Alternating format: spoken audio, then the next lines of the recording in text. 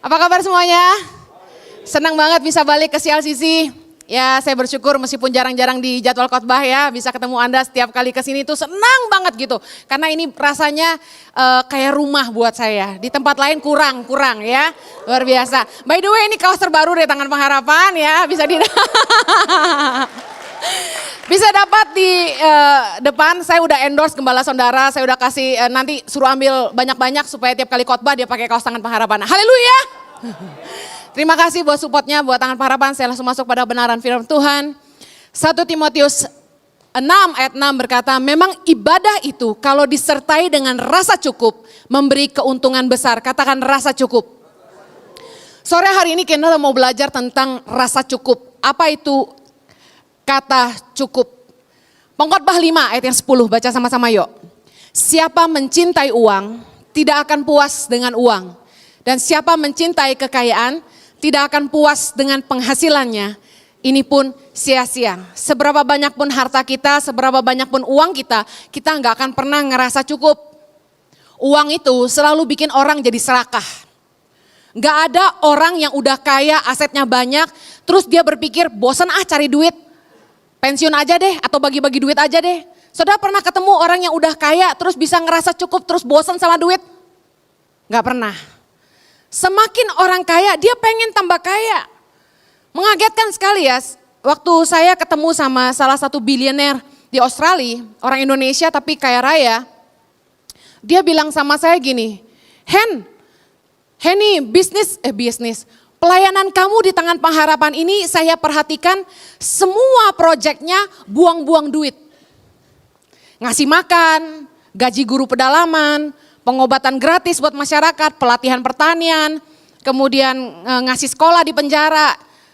Pikirin dong, proyek apa yang bisa mendatangkan keuntungan bagi para investor. Saya yakin akan banyak orang yang mau invest ke yayasan kamu, dia bilang gitu. Saya perhatikan orang ini, anaknya aja naik Ferrari.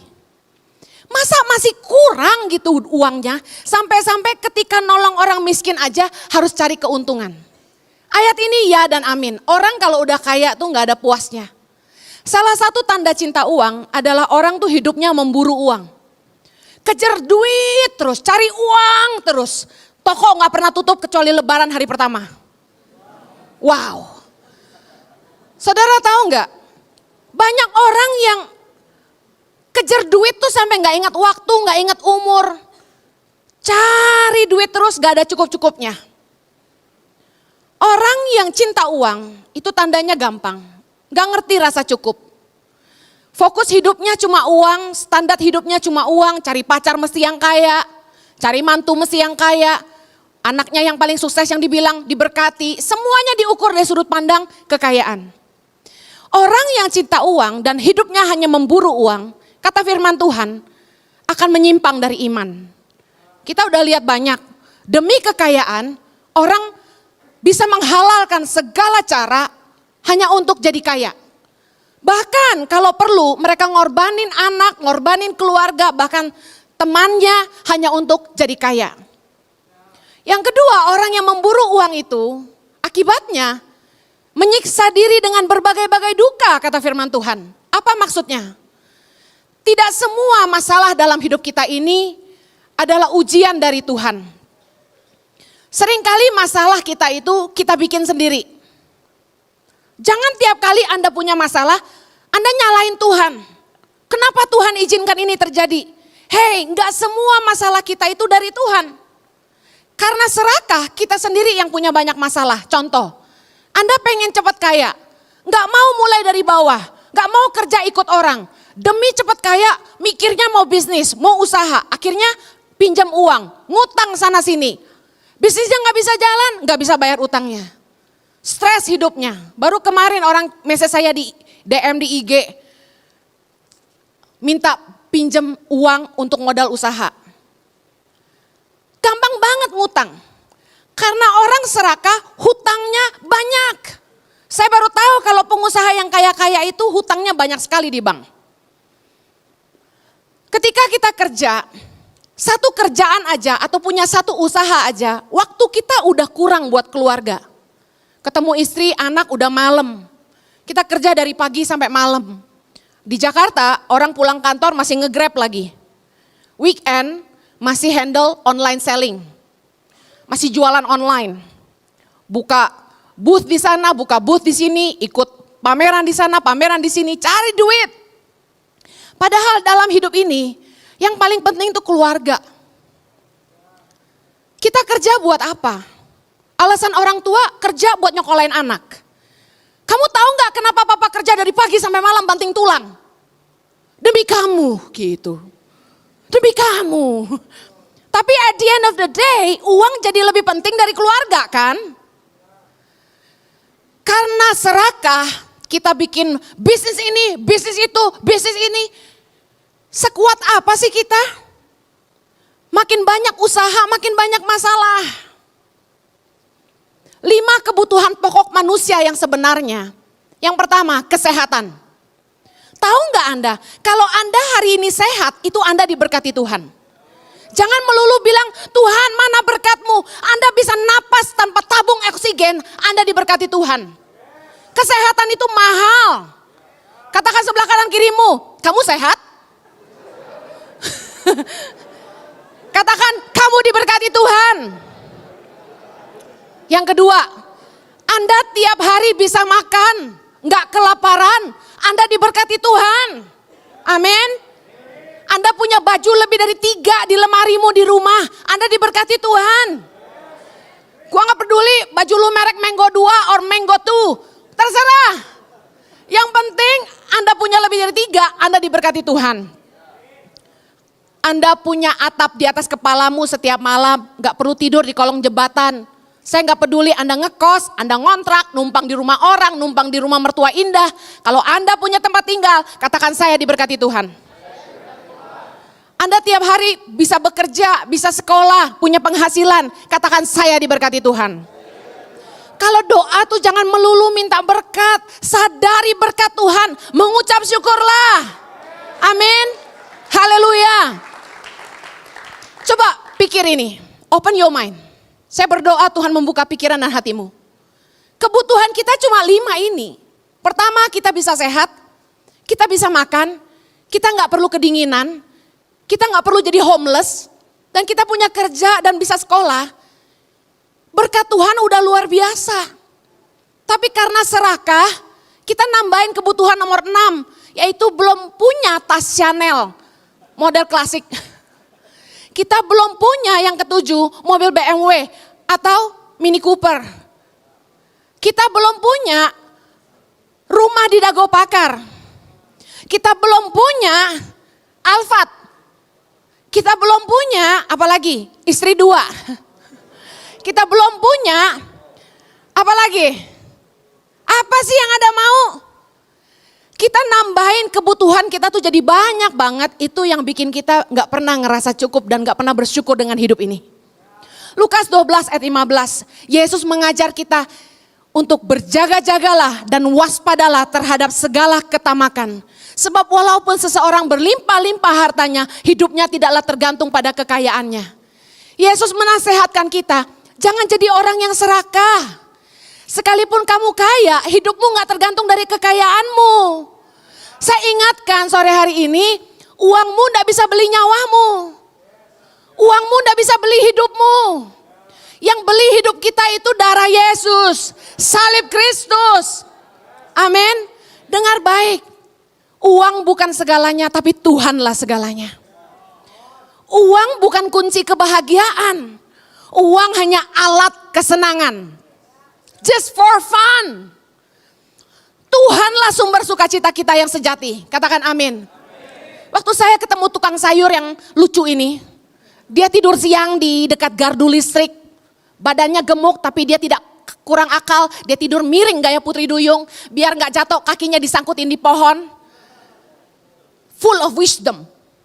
Ketika saya lewatin dia 2 kali, kok gak bangun-bangun nih orang. Gue pengen bangunin gak tega, gue foto aja. Ketika saya foto dia langsung dapat hikmat ini. Mazmur 4 ayat 7-8. Baca sama-sama. Engkau telah memberikan sukacita kepadaku lebih banyak daripada mereka ketika mereka kelimpahan gandum dan anggur. Ayat 8. Dengan tentram aku mau membaringkan diri lalu segera tidur. Sebab hanya Engkaulah ya Tuhan yang membiarkan aku diam dengan aman. Ada 3 hal di ayat ini yang hanya Tuhan yang bisa kasih. Yang pertama, sukacita sejati. Kebahagiaan itu cuma Tuhan yang bisa kasih. Bukan pacarmu yang kaya, bukan suamimu yang kaya, bukan pacarmu yang seksi, bukan istrimu yang cantik sekali. Bahagia itu datangnya dari Tuhan. Lebih daripada mereka ketika mereka kelimpahan gandum dan anggur, bicara soal harta benda. Kelimpahan. Sukacita dari Tuhan gak bisa diukur dengan uang. Yang kedua, karunia yang cuma Tuhan yang bisa kasih, bukan uang, adalah pelor, nempel, molor. Segera tidur. Tidur nyenyak itu cuma Tuhan yang bisa kasih. Saya mau kasih tahu, Anda bisa tidur lelap setiap hari, itu Tuhan baik sekali. Banyak orang yang gak bisa tidur. Jam 12 masih melotot kayak burung hantu. Jam 1 masih melotot, jam 2 masih melotot. Pikirannya kemana-mana, jalan-jalan. Sampai harus minum obat tidur tiap malam. Mesti mabok dulu baru bisa tidur, sakit kepala dulu baru tidur.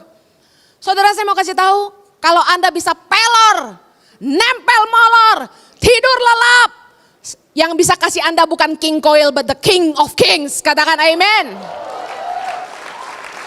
Jangan percaya tuh iklan-iklan. Sebab hanya Engkaulah Tuhan yang membiarkan aku diam dengan aman. Satu hal lagi yang uang gak bisa kasih tapi Tuhan yang kasih, rasa aman dan damai sejahtera di hati. Makin orang kaya makin pusing dia. Saya kasih contoh, Anda pergi ke bank, tarik tunai 100 juta, taruh di tas. Tenang gak hatimu ketika keluar dari bank? Aduh, jangan ada yang tahu, jangan ada yang tahu, jangan ada yang tahu. Gak bawa 110 juta aja lu udah kempit tuh dompet. Anda takut orang tahu Anda bawa uang banyak, Anda gak tenang. Damai sejahtera kita datangnya bukan dari seberapa banyak uang kita, berapa banyak bodyguard kita, tapi dari Tuhan satu-satunya. Katakan amin. Ukuran cukup yang pertama, kita belajar rasa cukup. Ukuran cukup adalah seberapa banyak yang mampu kita nikmati. Katakan, seberapa banyak yang aku mampu nikmati. Bagaimana Anda ngerti rasa cukup? Yang paling esensi dalam hidup kita, bukan seberapa banyak yang bisa kita miliki, tapi seberapa banyak yang bisa kita nikmati. Orang udah lupa ini. Yang dikejar orang dalam hidup cuma punya banyak. Cari duit sebanyak-banyaknya, ngumpulin nominal, beli rumah, aset sebanyak-banyaknya. Tapi mereka lupa esensi menikmati dalam hidup ini. Pengkhotbah 6 ayat 2, baca sama-sama. Orang yang dikaruniai Allah, kekayaan, harta benda, dan kemuliaan, sehingga ia tak kekurangan suatu pun yang diingininya. Tetapi orang itu tidak dikaruniai kuasa oleh Allah untuk menikmatinya, melainkan orang lain yang menikmatinya. Inilah kesia-siaan dan penderitaan yang pahit. Saudara, Anda mungkin dalam hidup ini fokusnya tuh mengejar yang banyak, jumlah, quantity. Tapi let me share you this. Yang paling penting dalam hidup ini, bukanlah bisa memiliki banyak. Tapi bagaimana kita punya kuasa untuk menikmati apa saja yang Tuhan berikan dalam hidup ini. Mau makan nasi sama pete, sama sambal terasi, Anda bahagia. Mau makan steak pakai mushroom sauce dan salad, Anda bahagia. Di stage manapun Anda hidup hari ini, saya mau kasih tahu, yang paling penting itu Tuhan kasih rasa nikmat di dalam setiap keadaanmu. Amen.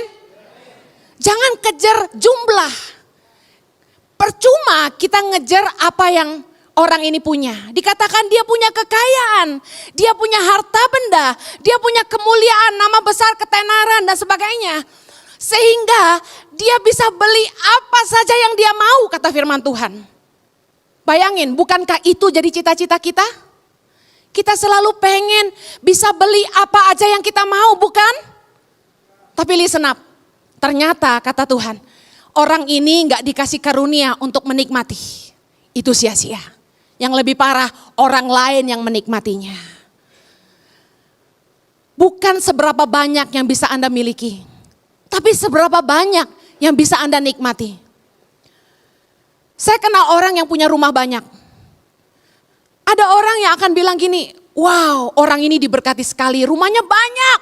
Di Singapura 5, Di Hong Kong 5, di Bandung berapa ya? 3 mungkin, di Jakarta 9, di Australia 2. Menurut Anda dia diberkati enggak? Diberkati enggak jujur? Yes, kenapa? Karena Anda menilai dari materi. Anda menilai dari jumlah harta yang dia miliki. Anda enggak dengar dulu cerita selanjutnya. Orang ini tiap hari sakit kepala. Dia panggil saya sama Jojo, dia bilang gini, Om tiap malam makan obat sakit kepala, dia keluarin 1 mangkok obat-obatan painkiller dari berbagai negara. Saya tanya, Om ini apaan? Obat saya. Tiap hari saya makan ini, dia bilang, hah banyak sekali Om? Iya, kenapa? Tiap hari dia sakit kepala. Hartanya melimpah-limpah tapi dia tiap hari sakit kepala. Anda mau kayak gitu? Yang sering kali kita kejar itu adalah aset, materi, kekayaan, jam 1,5 miliar. Padahal kesehatan itu paling mahal bro.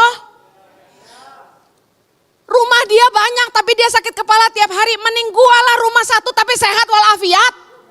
Biarpun kurang tidur juga haleluya. Makin subur cenah. Dengar baik. Satu hari anaknya cerita sama saya, Ci, kita lagi nengok rumah kita yang di Jakarta salah satunya. Kaget, pembantu-pembantu lagi berenang-berenang katanya. Aduh, kotor rumahnya nggak dibersihin. Sementara yang bayar tagihan air, bosnya. Dia nonton di studio TV mereka. Mereka punya kayak bioskop, mini bioskop gitu di rumah. Yang bayar listrik, bosnya. Ini maksud firman Tuhan. Kita serakah, maunya banyak tapi yang nikmatin orang lain. Sia-sia gak? Di rumah kita yang gede sebagong-bagong, kamarnya 10. Yang lu tidurin berapa kamar? Berapa ranjang? At the end of the day yang lu nikmatin berapa? 1. Tapi kita maunya punya banyak. Alasannya apa? Biar kaya. Dengar baik.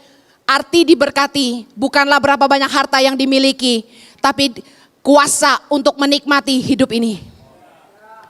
Kalau Anda bisa dikasih kuasa sama Tuhan menikmati hidup, bersyukurlah. Saya ini gak punya harta yang banyak, tapi gue nikmatin gak hidup gue? Nikmat abis. Saya pergi ke Medan, dijemput pakai mobil mewah.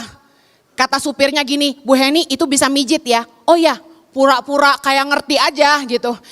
Kan thanksin kalau gue sebenarnya belum pernah naik mobil yang bisa dipijit gitu loh. Tapi gue malu, jadi gue bilang, oh iya makasih ya. Terus begitu dia lihat depan, gue langsung ambil remote-nya. Pencet gimana nih ya? Oh kok gak bisa ya? Begitu dapat pencetannya, enak pisan. Enakan menikmati daripada memiliki sebenarnya. Kenapa? Kalau gue yang punya, bayar asuransi berapa coba? Mobil mewah loh. Bayar registrasi tiap tahun berapa coba? Nggak kurang dari 10 juta itu pasti.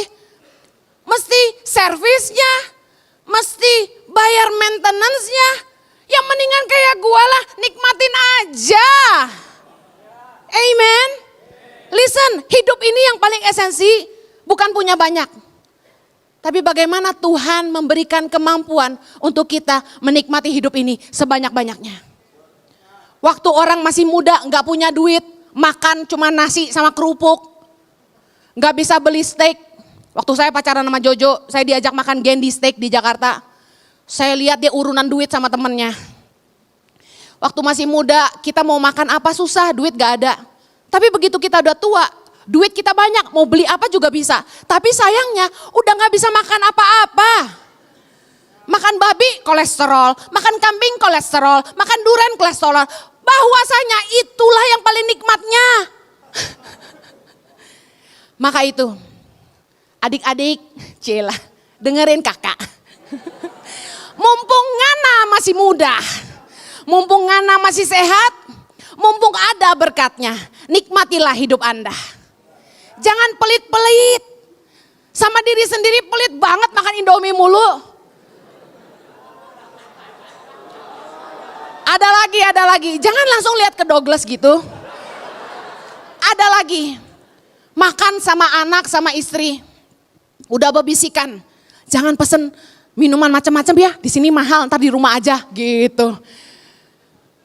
Makan lihat harga sebelah, bapaknya nggak mau pesen, anaknya yang pesen, bapaknya bilang gini, enggak lah papa kenyang, nanti kalau ada yang nggak habis papa yang habisin. Pelit banget. Anak-anak gak pernah diajak liburan setahun 2 kali, kemana kek gitu kan. Kerjaannya kerja aja, katanya apa? Demi anak-anak sekolah. Saya kasih tahu, berkatnya besok ada lagi. Nikmati hidup ini. Ya jangan foya-foya juga, kali bijak juga. Tapi paling enggak jangan pelit-pelit amat. Saya kasih tahu sama staf saya di kantor. Olin, tiap bulan ambil sekian uangmu untuk menikmati hidupmu. Dia nyekolahin adiknya, dia kirim uang ke orang tuanya juga. Saya bilang, Lin, sisihkan, senangkan hatimu. Go, nikmati facial kek, mani pedi kek, keriting kek, cat kek, kayak si itu tuh, Dini tuh. Ya kan?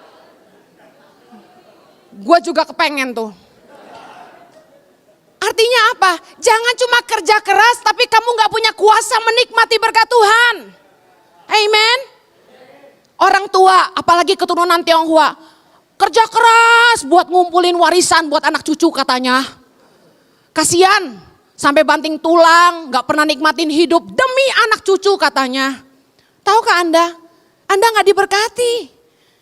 Kalau Anda cuma bisa mencari tanpa sempat menikmati, berarti Anda gak diberkati. Nikmati juga, simpan juga. Tapi dengar baik, aset yang berupa rumah, aset yang kelihatan fisiknya, itu merupakan shining object syndrome yang akan membuat anak-anak Anda bertengkar ketika berebutan harta warisan.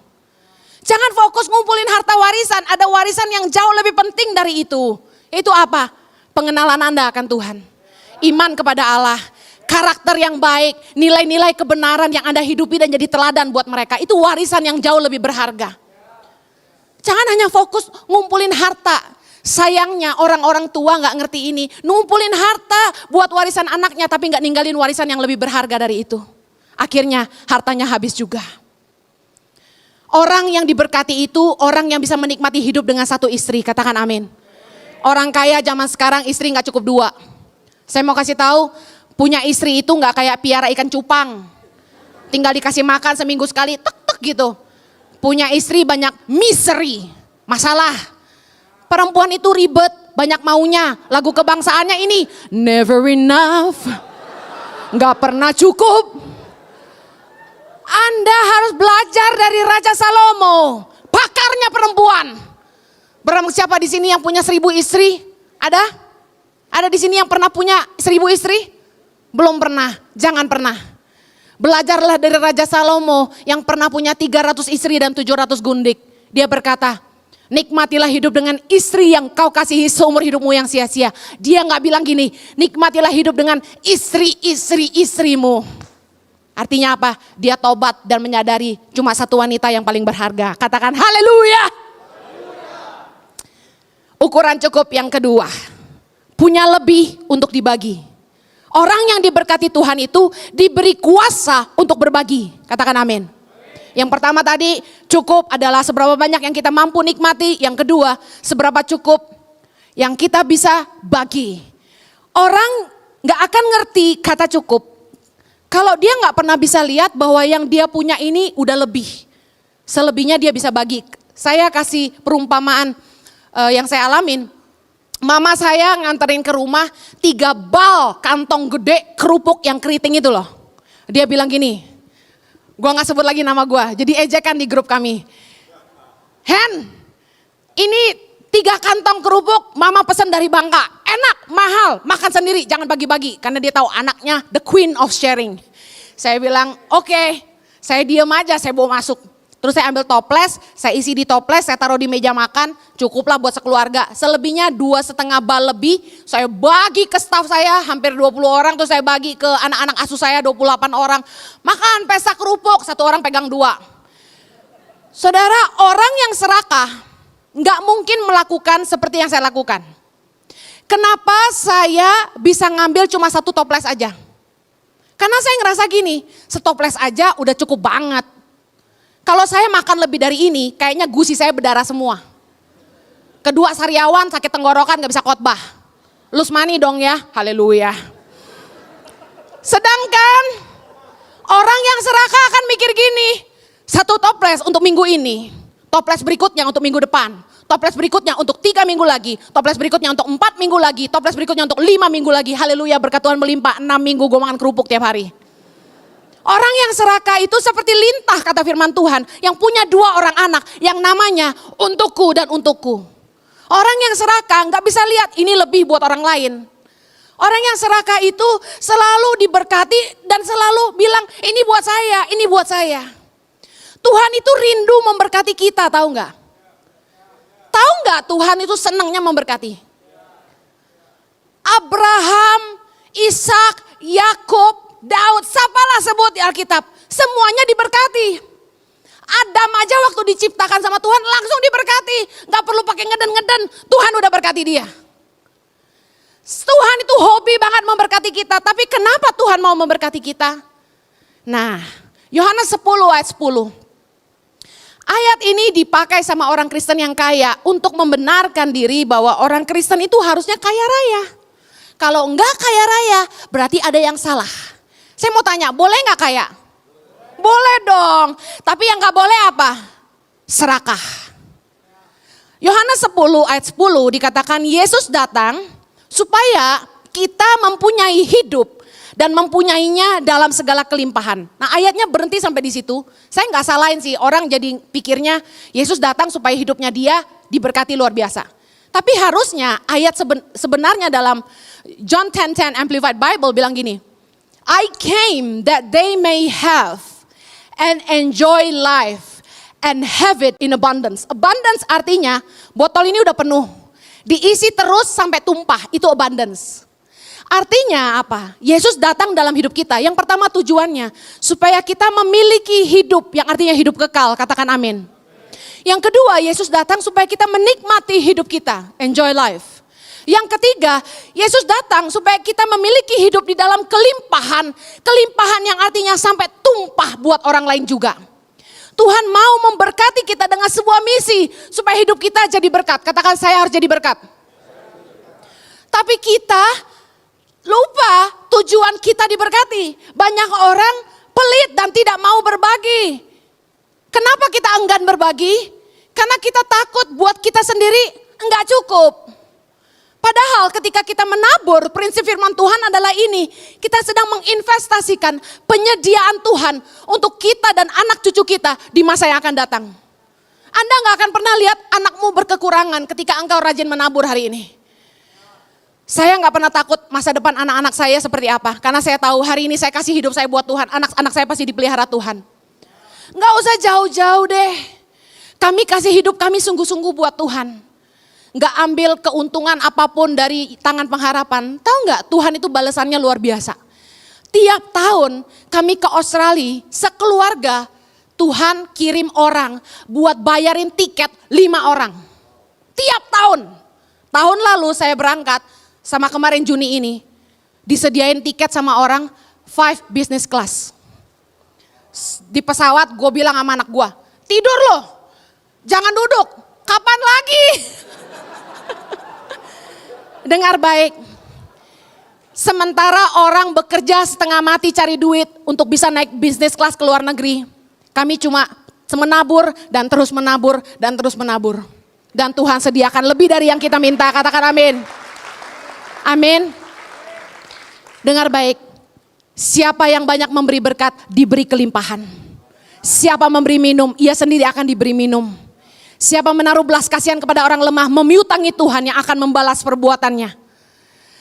Kisah Rasul 20 ayat 35, Yesus ngajarin kita, kunci untuk bahagia adalah memberi. Kalau Anda ingin bahagia, gak ada cara lain. Belajarlah memberi. Dengan Anda hidup berbagi, Anda sedang menyunat ketamakan dari hatimu. Kalau Anda gak mau jadi orang yang serakah, jangan pernah berhenti berbagi dengan sesama. Yesus mengajarkan kita dalam doa Bapa kami. Dalam Matius 6 ayat 11. Dikatakan apa? Berikanlah kami pada hari ini makanan kami yang secukupnya. Yesus aja ngajarin kita untuk minta yang secukupnya. Bahkan dalam 1 Timotius 6 ayat 8. Rasul Paulus mengajar kita. Asal ada makanan dan pakaian cukuplah. Artinya apa? Asal kamu gak kelaparan dan gak kedinginan, itu udah cukup. Sore hari ini saya mau tanya, berapa ukuran cukup bagi Anda? How much is enough for you? Kita harus punya ukuran cukup. Kalau kita nggak punya ukuran cukup, kita nggak akan pernah mencari untuk diri sendiri. Berapa sih ukuran cukup bagi Anda? Anda bilang gini, Kak Heni, tunggu saya punya uang 10 triliun deh baru cukup. Dengerin, saya khawatir umurmu nggak sepanjang uangmu. You just have to learn to say enough. Berapa ukuran cukup bagi Anda? Ukuran cukup saya nggak sama dengan ukuran cukup Sandy. Ukuran cukup saya nggak sama dengan ukuran Kanining. Ukuran cukup kita nggak akan sama, tapi kita harus punya ukuran cukup. Kenapa kita nggak pernah merasa cukup? Karena kita selalu pakai ukuran orang lain. Saya nggak mau angkat orang lain deh. Saya senang sama yang udah kenal aja. Kalau saya lihat kok Andi, dia hamba Tuhan, istrinya hamba Tuhan, saya juga, kita semua hamba Tuhan, but you know what I mean. Kok Andi bisa beliin Kanining Mercy, Jojo kok enggak? Kalau kita pakai ukuran orang lain, kita gak akan pernah bersyukur sama hidup kita. Kita gak akan pernah bilang it's enough. Kita akan selalu bilang it's not enough. Kalau ada orang lain yang bisa dibeliin suaminya tas Chanel atau tas Hermes dan Jojo gak bisa beliin saya. Dan saya lihat ukuran cukup dia dan saya bilang gini, Jojo, Chanel belum. Hermes saya belum punya, LV punya satu bekas orang, puji Tuhan. Kita gak bisa gitu. Kita masih punya ukuran cukup. Supaya kita bisa bersyukur sama hidup kita. Berkat tiap orang tuh gak sama dan gak harus sama. Besar kecilnya kasih Tuhan, itu gak bisa diukur dari banyak sedikitnya harta kita. Saya selalu percaya bahwa Tuhan sayang kita 100% dan sama.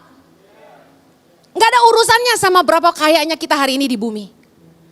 Dengar baik, belajarlah berbagi. Ketika Anda berbagi, sebenarnya saya mau kasih tahu, Anda adalah orang-orang kaya sejati. Orang kaya yang hartanya banyak, belum tentu punya kekuatan untuk berbagi. Saya ketemu saudara sendiri, kayanya minta ampun. Tapi pelit sama adiknya. Adiknya susah, gak dibantu.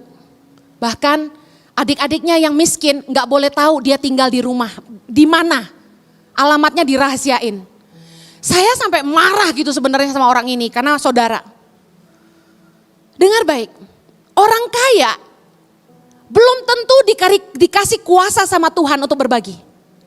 Tapi kalau Anda bisa berbagi, Anda diberkati. Karena Tuhanlah yang memberi benih bagi para penabur. Kalau Anda bisa berbagi, berarti Anda punya lebih. Keren kan Tuhan? It doesn't matter how many you have. It's about the heart. Itu soal hati. Saya kasih contoh. Saya mungkin gak kaya, tapi saya gak nyuri. Produk Yayasan Tangan Pengharapan yang di luar sebentar Anda lihat, itu saya yang bikin. Saya yang pasarin. Saya yang jadi modelnya. Meskipun gak terbaik sih. Tapi intinya gini, gue gak ambil keuntungan sepeser pun dari semua itu. Semuanya buat anak-anak di Indonesia, 5.000 anak bisa makan. Padahal kalau ditanya, Ciheni butuh duit gak? Butuh lagi yang bener aja loh. Tapi karena saya butuh bukan berarti saya harus mencuri. Dan menurut saya kaya miskin orang itu tergantung hati. Ada orang kaya yang punya banyak tapi gak ada puasnya. Gak ada rasa belas kasihannya. Dan tetap ngambil yang bukan haknya. Bisnis gak jujur, makan duit orang. Gak peduli sama saudaranya. Siapa Anda hari ini? Apakah Anda diberkati? Baca ayat terakhir dari saya. 1 Timotius 6 ayat 17 sampai 19. Sama-sama yuk. Peringatkanlah kepada orang-orang kaya di dunia ini. Agar mereka jangan tinggi hati. Dan berharap pada sesuatu yang tak tentu seperti kekayaan. Melainkan pada Allah yang dalam kekayaannya memberikan kepada kita segala sesuatu untuk dinikmati. Ayat 18. Peringatkanlah agar mereka itu berbuat baik, menjadi kaya dalam kebajikan, suka memberi dan membagi, dan dengan demikian mengumpulkan suatu harta sebagai dasar yang baik bagi dirinya di waktu yang akan datang untuk mencapai hidup yang sebenarnya. Katakan hidup yang sebenarnya. Tahukah Anda bahwa hidupmu hari ini bukan hidup yang sebenarnya? Tahukah Anda bahwa hidupmu di bumi ini hanya sementara? Jangan bekerja keras dengan segala daya upaya menjadi kaya di duniamu yang sementara ini. Jangan lupa bahwa hidup yang sebenarnya akan tiba. Kita nggak tahu kapan waktunya Tuhan akan memanggil kita. Jangan lupa untuk menabur harta di sorga yang akan kekal selama-lamanya. Jangan habis-habisan buat harta di bumi aja, yang semuanya akan berakhir cuma sampai di sini. Ketika Anda dipanggil Tuhan nanti, harta bendamu, jam Rolexmu, cincin berlianmu, tas Hermemu gak akan ikut masuk ke liang kuburmu. Ingat itu. Istrimu yang cantik sekalipun gak akan ikut mau menerjunkan diri ke dalam liang kuburmu. Semuanya akan berhenti sampai di sini. Apa yang bisa mengikutimu sampai di sorga nanti? Ketaatanmu, kasihmu kepada Allah. Ketika engkau belajar untuk hidup berbagi dan memberi dengan setia. Saya tutup, ini cuma buat jemaat CLCC. Saya concern banget, CLCC lagi mau bangun di Jalan Banda. Gereja perlu melunasi tanahnya. Nabur yuk, berikan yang terbaik yang kamu bisa. Jangan takut pembelaan Tuhan akan datang dalam hidupmu. Percayalah berapapun yang kamu tabur, itu akan berbuah. Saya senang ketika ada kebutuhan, karena berarti di situ ada kesempatan. Kesempatan untuk memberikan yang terbaik buat Tuhan. Berapapun yang kamu kasih sama Tuhan, bukan soal jumlah, tapi soal kasihmu kepada Tuhan atas semua yang Dia sudah berikan dalam hidupmu. Ketika Anda punya kesempatan untuk menabur, saya mau kasih tahu, jangan berlaku seolah-olah Tuhan berhutang sama kamu. Tapi lakukanlah dengan hati yang mengasihi Tuhan, dengan hati yang taat, menyenangkan Dia. Karena apapun yang kita bisa lakukan, apapun yang kita bisa kasih sama Tuhan, itu gak sebanding sama apa yang Tuhan udah kasih kita. Gak sebanding dengan semua yang Tuhan udah lakukan buat kita, ya gak sih? Yuk saya mau challenge Anda, berikan yang terbaik buat Tuhan. Kita berdoa.